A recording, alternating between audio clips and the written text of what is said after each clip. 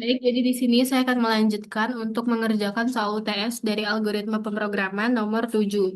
Jadi untuk soalnya itu adalah kita mencari bilangan Fibonacci ya. Oke, jadi soalnya itu adalah membuat program untuk mencetak barisan Fibonacci. Misalnya kita input N sama dengan 5, jadi outputnya itu ada satu, kemudian satu, 2, 3, 5. Intinya kelipatan dari bilangan Fibonacci itu sendiri. Oke, kita langsung aja pada gimana program itu tuh berjalan. Kita mulai dari deskripsi atau algoritma deskriptifnya dulu. Oke, jadi deskripsi atau cerita dari program tersebut, program ini dibuat untuk menampilkan deret dari Fibonacci sebanyak jumlah yang dimasukkan oleh pengguna. Jadi jumlahnya itu terserah dari penggunanya. Lalu ketika program dijalankan, program akan terlebih dahulu meminta pengguna untuk memasukkan sebuah nilai n yang menyatakan berapa banyak bilangan yang akan dicetak ya dalam deret yang ingin ditampilkannya itu. Nah, program sudah memiliki dua nilai awal, yaitu A sama dengan satu dan B sama dengan satu. Ini tuh inisialisasi bahwa kalau dia Fibonacci kan untuk awalnya itu satu gitu kan. Lalu B-nya juga satu, nanti ditambah terus. Nah, kedua nilai tersebut itu merupakan dua bilangan pertama dalam deret Fibonacci-nya. Setelah itu, program akan menampilkan dua bilangan awal tersebut ke layar. Selanjutnya, program menggunakan perulangan ataupun looping untuk menghitung bilangan berikutnya. Di dalam perulangan, program menjumlahkan dua bilangan terakhir, yakni A dan juga B, lalu menyimpan hasilnya ke dalam variabel C. Jadi diulang-ulang terus ya untuk setiap dua bilangan terakhir.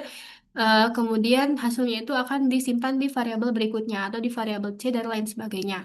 Nah, nilai C inilah yang akan menjadi bilangan berikutnya dalam deret Fibonacci itu. Setelah C itu ditampilkan, nilai A itu akan diganti dengan nilai B, dan nilai B juga akan diganti dengan C dan seterusnya begitu. Nah, proses ini itu dilakukan agar dua bilangan terakhir selalu diperbarui untuk perhitungan yang selanjutnya. Perulangan akan terus berjalan sampai jumlah bilangan yang ditampilkan sesuai dengan nilai N yang dimasukkan oleh pengguna. Misal ada 5, nah jadi ada 5 deret dari Fibonacci tersebut, yaitu satu, satu, 2, 3, dan 5. Nah, dengan cara ini program dapat mengusulkan deret Fibonacci secara berurutan. Oke, untuk algoritma deskriptifnya, yang pertama-tama kita mulai terlebih dahulu ya, mulai programnya. Selanjutnya kita menyiapkan variabel A, N, B, C, dan juga variabel I. Lalu beri nilai nilai awal A sama dengan satu dan juga B sama dengan satu. Kemudian program akan menampilkan pesan input N kepada pengguna yang memerintahkan kita untuk memasukkan nilai N tersebut. Lalu, minta pengguna untuk memasukkan nilai N, simpan nilai yang dimasukkan pengguna ke dalam variabel N, lalu menampilkan nilai A dan B juga sebagai dua bilangan pertama dari deret Fibonacci. Lakukan perulangan untuk menghitung bilangan berikutnya sampai jumlah bilangan yang dihasilkan itu mencapai N. Pada setiap perulangan, lakukan langkah berikut. Yang pertama itu, kita hitung dulu nilai C dengan rumus A ditambah B ini. Jadi untuk mendapatkan nilai C, kita harus menambahkan nilai pertama dan juga nilai kedua. Nanti hasilnya itu akan ditambahkan ke C gitu. Kemudian kita tampilkanlah nilai C-nya. Lalu kita perubahan nilai, yaitu nilai A itu menjadi nilai B, lalu nilai B menjadi nilai C. Nah, ulangilah langkah tersebut ya dengan looping tadi sampai perulangannya itu selesai. Nah, setelah semua bilangan Fibonacci itu ditampilin sesuai jumlah yang diminta, program pun akan selesai dan program berhenti. Oke, kita coba masuk ke eh, C++, sekalian untuk penjelasan program dari codingannya. Jadi yang pertama, kita harus memasukkan dulu tiga struktur utama atau struktur umum dari pengodingan C++. Nah, yang pertama itu ada input dari iostream. Jadi fungsinya itu digunakan untuk memanggil library dari iostream pada bahasa C++. Nah, library ini tuh berisi atau berfungsi agar program dapat menggunakan perintah input dan juga perintah output kayak in dan juga out. Kalau in itu untuk memasukkan data dari keyboard, sedangkan out itu untuk nampilin data ke layar. Jadi memerintahkan kita lah intinya. Jadi ada tulisan ya. Lalu di sini ada using namespace std. Fungsinya itu agar kita dapat langsung menggunakan perintah seperti cout, in, dan juga inline tanpa harus menuliskan std di depannya. Jadi ketika baris ini tuh nggak ada, maka kita harus menuliskan std, cout, dan std itu berulang-ulang. Cukup kita deklarasiin sini aja ya kalau kita nggak mau pakai std berulang-ulang gitu. Selanjutnya di sini ada in main. Jadi in main itu fungsi utama dalam program C++ ini. Jadi ketika kita ingin menjalankan program itu dimulainya itu dari si in main ini.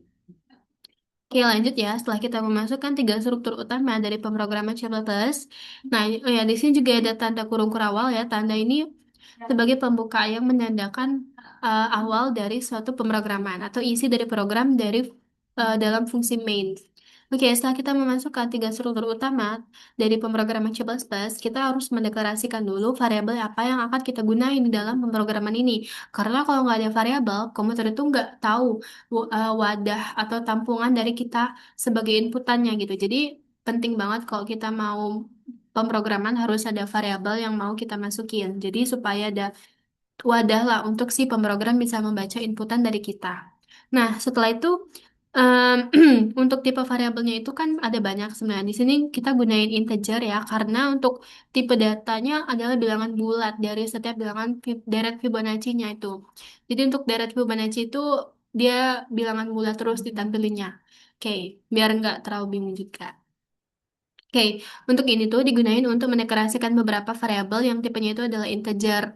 N itu menyatakan untuk menyimpan jumlah bilangan yang ingin ditampilin. Misal kita 5, nah N itu disimpan sebagai, 5 itu disimpan sebagai N itu.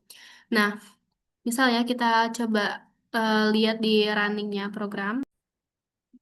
Nih, input nilainya itu adalah 5. Jadi 5 itu disimpan nantinya di variabel N ini. Karena sebagai wadah tadi kan, sebagai komputer itu bisa membaca inputan dari kita.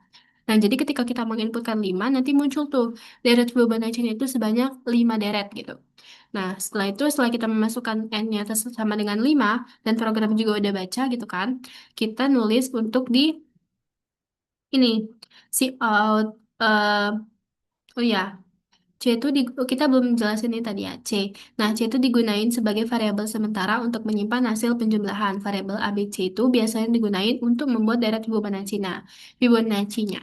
Oke, selanjutnya itu ada cout dari input N itu digunakan untuk menampilkan tulisan input N ke layar sebagai pesan agar pengguna itu memasukkan jumlah N yang diinginkan gitu, jumlah bilangan yang diinginkan. Nah, setelah itu ada cin, cin N yang artinya menerima. Jadi program itu menerima nilai yang sudah kita masukin itu oleh di kita oleh keyboard melalui keyboard dan menyimpannya di variabel N. Setelah itu yang kedelapan ada cout A, kemudian ada tanda petik 2, kemudian diikuti juga dengan B dan tanda petik 2. Itu tuh digunain kayak spasi gitu nih antara ini. Nih, ini tuh spasi antara setiap bilangannya. Jadi ketika A itu kan satu ya. Jadi ada bilangan pertama dan bilangan kedua itu selalu satu. Jadi untuk yang pertama itu adalah satu, kemudian spasi, lalu dilanjuti juga dengan B itu satu, dan juga spasi dilanjuti dengan bilangan-bilangan yang berikutnya. Nah, jadi karena A sama dengan satu dan B sama dengan satu, maka program itu akan menampilkan dua deret pertama, yaitu satu spasi satu. Jadi spasi ini A, spasi B gitu. Nah, kemudian di perulangan, perulangan ini untuk kita menentukan sebanyak berapa gitu deretnya kan. Kalau 5 ya udah berarti dia melakukan perulangan sebanyak 5 kali. Karena di sini tanda sama dengan, maka limanya juga ikut gitu. Nah, merupakan perulangan, kalau di sini ketinggalan ya. Merupakan perulangan atau looping yang digunakan agar program itu dapat menghitung dan menampilkan bilangan selanjutnya sampai jumlah n yang diminta oleh pengguna. Nah, perulangan ini dimulai dari i sama dengan satu dan akan terus berjalan selama i masih lebih kecil atau sama dengan dari n. Oke, kemudian jadi ketika perulangan ini dia memenuhi kondisinya terus, maka dia akan masuk ke sini. Setelahnya dia ke I++. Nah, jika tidak memenuhi lagi I++-nya, maka dia langsung ke programnya langsung berakhir gitu. Coba kita lihat ya di penjelasan running programnya itu gimana nantinya. Coba kita jelasin ini dulu satu persatu.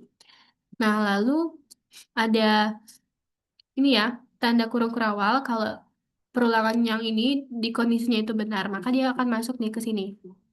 Gitu. Oke, setelah itu mana tadi?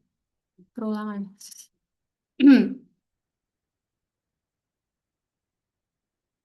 Oke, tanda kurung kurawal pembuka yang menandakan awal blok perintah yang akan diulang di dalam perulangan for. Lalu sama dengan C sama dengan A plus B, yakni perintah yang digunakan untuk menghitung jumlah dari nilai A dan B yang kemudian hasilnya itu akan disimpan di variabel C gitu. Jadi lakuin proses intinya. Kalau dia perulangannya benar, ini kondisinya benar, dia akan ngelakuin si proses ini gitu. Operasi ini adalah langkah utama dalam membentuk suatu deret Fibonacci karena setiap bilangannya itu merupakan hasil penjumlahan dari dua bilangan sebelumnya. Selanjutnya, ketika C-nya udah dapat, ditulislah C-nya. Lalu diikuti juga dengan tanda spasi. Oke, kemudian lanjut ke ini, A sama dengan B, ya ini digunakan untuk mengubah. Untuk nilai A itu diganti dengan nilai B, dan nilai B itu diganti dengan nilai si C. Nah, kalau dia nggak memenuhi lagi, artinya I plus plus-nya itu nggak memenuhi lagi, dia masuk nih ke sini. Artinya, penutup yang menandakan akhir dari blok satu perulangan for. Lalu ini untuk menandakan akhir dari program. Oke, coba kita lihat di penjelasan running programnya itu gimana. Oke, yang pertama kita pastinya mulai dulu tadi kan. Kita klik mulai.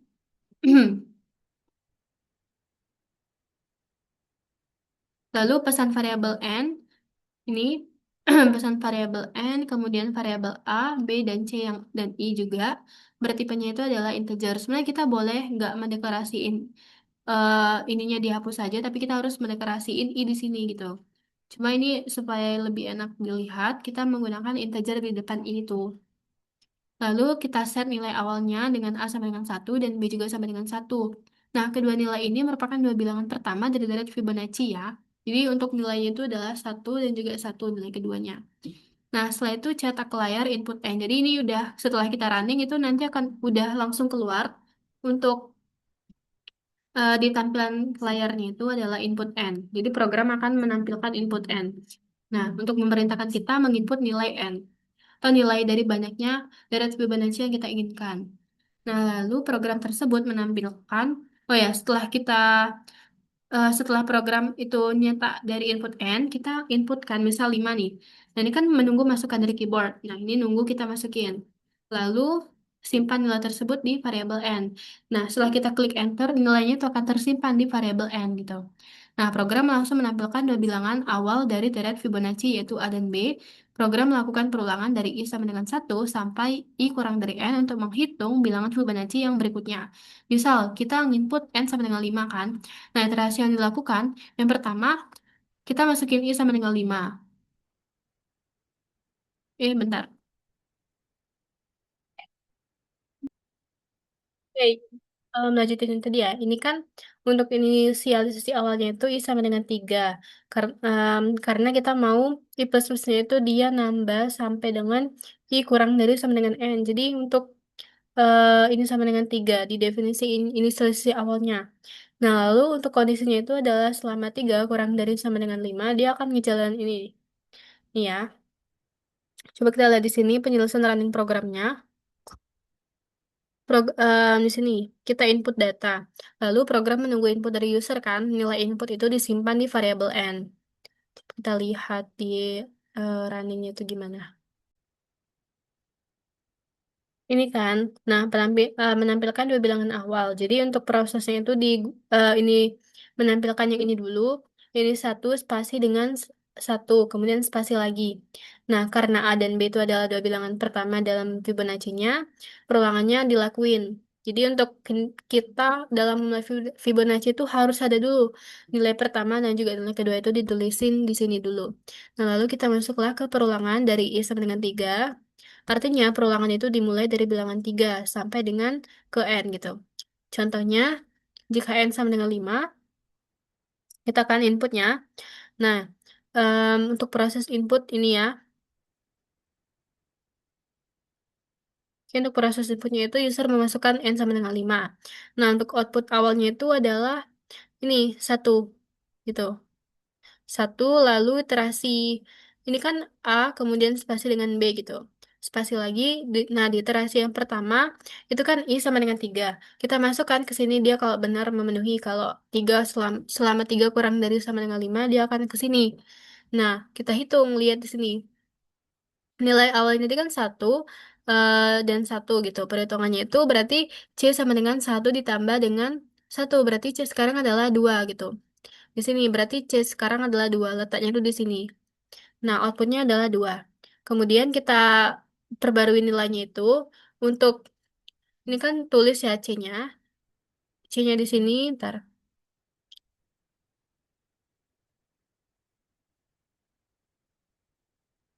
Nih, untuk nilai C-nya itu disimpan di sini. Ntar. Ini input C-nya lalu diikuti dengan spasi lagi. Jadi C itu 2 lalu spasi. Nah, kemudian kita tukarkan nilainya untuk A sama dengan B. Artinya A itu sama dengan 1 lalu B itu sama dengan C, yaitu B sama dengan 2. Nah, lanjut kita ke I++ lagi. Di I++ berarti I sekarang adalah 4. Nah, untuk inisialisasinya itu untuk A sama dengan 1, kemudian B sama dengan 2 kan tadi. Lalu kita hitung C. C-nya itu adalah 1 ditambah 2. Artinya 3. Nah, berarti C sekarang adalah 3. Kemudian kita cetak C-nya itu 3, lalu diikuti dengan spasi. Nah, di sini. Nah, kemudian untuk lalu kita masuk ke langkah yang selanjutnya itu adalah A sama dengan 1, B, A sama dengan 2 ya. Lalu B sama dengan C. C tadi kan kita dapetin 3, berarti B sama dengan 3. Kita lanjut lagi ke I++. Nah, sekarang I++ sekarang adalah 5. Selama 5 kurang dari sama dengan 5, berarti dia memenuhi kan? Berarti dia masih masuk ke nih ke sini. Jadi untuk yang I++ sekarang adalah I sekarang adalah 5, maka dia bisa masuk ke sini. C-nya tadi adalah 3, berarti maksudnya A-nya tadi adalah 2, B-nya adalah 3. Berarti C sekarang adalah 5, 2 ditambah 3. Kita cetaklah 5, lalu dikasih spasi juga. Kemudian kita tukar nilai A sama dengan B-nya tadi 3 kan? Berarti A sama dengan 3, B sama dengan 5. Kemudian kita masuk ke I++ lagi. Berarti I sekarang adalah 6. Tapi kan 6 nggak memenuhi ya kondisi yang ini. Artinya dia nggak ngejalanin lagi yang ini, tapi dia langsung ke keluar dari perulangan for dan keluar dari program gitu. Jadi setelah kita ngeklik 5, dia akan muncul ini dan dia langsung keluar dari perulangan lalu ke program berakhir gitu. Oke, selanjutnya kita akan masuk ke jika ini apa? N-nya itu bukan 5 gitu ya. Apakah dia masih bisa berjalan juga? Sel 3 gitu. Nah, dia akan masih tetap berjalan. Berarti C-nya itu 1 ditambah 1 tadi kan. Dan nilainya itu ditukar-tukar. Untuk A sama dengan 1, B sama dengan 1, eh, A sama dengan B, berarti B sama dengan C. B sekarang adalah 2. Artinya, em, I plus plusnya nambah gitu kan. I plus plus sekarang berarti 4. Tapi 4 nggak memenuhi lagi kondisi yang ini, artinya dia nggak bakal cetak yang ini lagi. Berarti dia cuma lakuin prosesnya 1 kali, karena dia cetak N-nya itu adalah sama dengan 3. Yang mana I awalnya itu adalah 3 gitu. Jadi dia cuma 1 kali proses. Lalu kita keluar dari program, perulangan dan keluar dari program. Oke, mungkin itu saja mungkin untuk penjelasan dari programnya itu gimana. Selanjutnya kita masuk ke flowchart dan juga pseudocode-nya.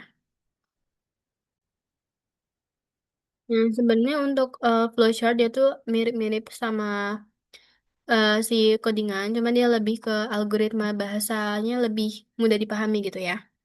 Oke, coba kita lihat di sini untuk variabel, dia tuh deklarasiin variabel dulu, baru dia mulai to begin. Nah, jadi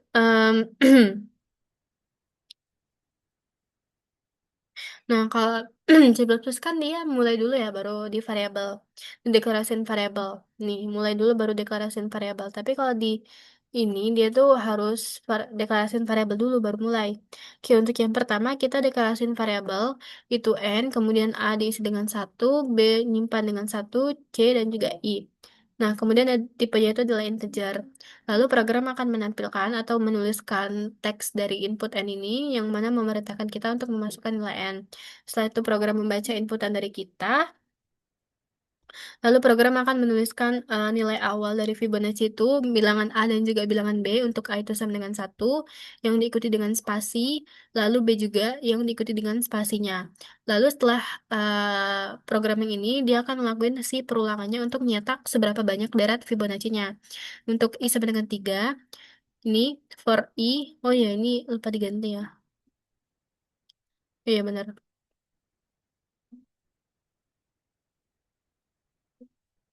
For I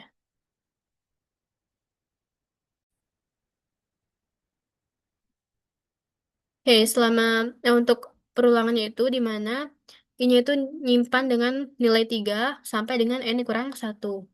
Nah, lalu kita lakukan untuk untuk perulangannya. Kita mulai ya, kita mulai untuk ngelakuin si prosesnya itu. Nah, di prosesnya itu C menyimpan nilai dari A plus B. Artinya, nilai C itu didapatin dari nilai awal dan juga nilai kedua dari deret Fibonacci. Nah, setelah itu program menuliskan dari tampilan C itu gimana, tampilan dari nilai C yang diikuti dengan tanda spasinya. Lalu untuk penukaran bilangan itu A sama dengan B dan B sama dengan C.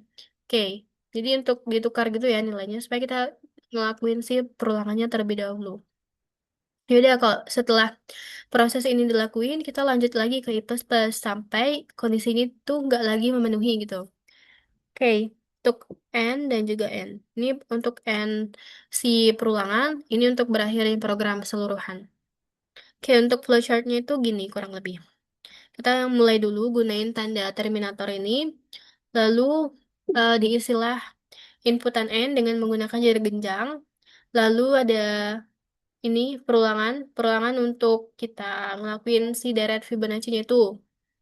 Nah, setelah itu kalau dia benar, dia akan cetak si C sama dengan A plus B nih, lalu dia ngelakuin proses C sama dengan A plus B, lalu cetaklah hasil dari C yang diikuti dengan spasi. Nah, selanjutnya itu setelah kita nyetak spasi ini, kita ngelakuin lagi si proses. Nah, di proses ini penukaran dari A itu ke B, lalu B itu diisi dengan C gitu. Nah, setelah itu dia lanjut lagi kan ke I++. Nah, di I++ ini kita lanjut lagi untuk ngecek si perulangannya itu. Nah, jika perulangannya tidak terpenuhi lagi, maka dia akan selesai, programnya akan berakhir gitu. Jadi untuk em, ininya ya sesuaiin dari codingan dan juga pseudocode-nya mungkin ya. Oke, mungkin itu saja yang dapat saya sampaikan. Saya ucapkan terima kasih. Wassalamualaikum warahmatullahi wabarakatuh.